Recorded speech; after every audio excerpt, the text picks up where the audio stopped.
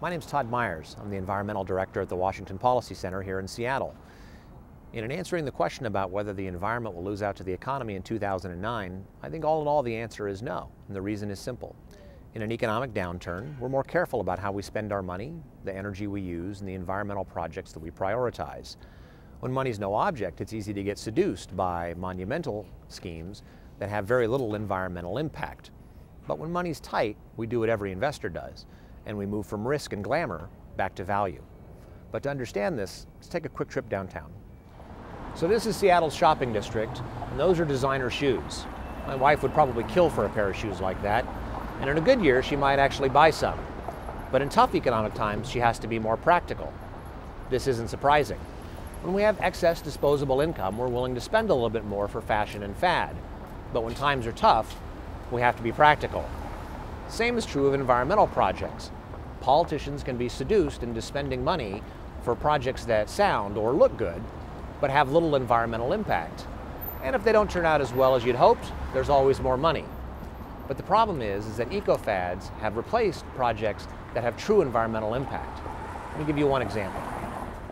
So these are the battled locks in Seattle, and the fish ladder that's here allows salmon to spawn about 10 miles upstream.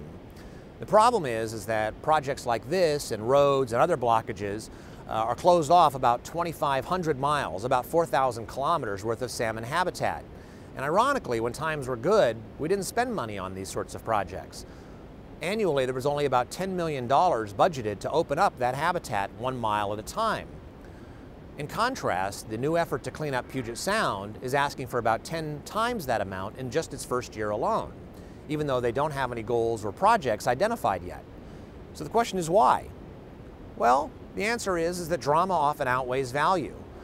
Mundane projects like opening up salmon habitat bit by bit aren't nearly as sexy as cleaning up all of Puget Sound. Cleaning up Puget Sound is sort of like the designer shoe of environmental projects, even though doing it bit by bit may have more impact. But that may change.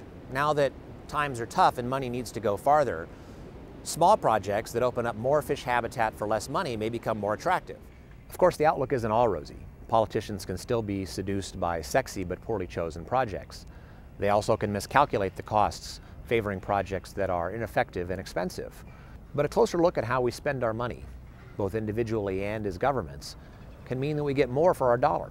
More environmental cleanup, more miles per gallon, the ability to stretch our dollars and make sure that we use our resources more sustainably. And that's the opportunity that we have, by taking a second look and making sure that we aren't wasting money or effort. In the end, that's what environmentalism and economics are all about, the allocation of scarce resources and making sure we don't waste. And it's why the economy and the environment, especially in 2009 when times are tough, can work together.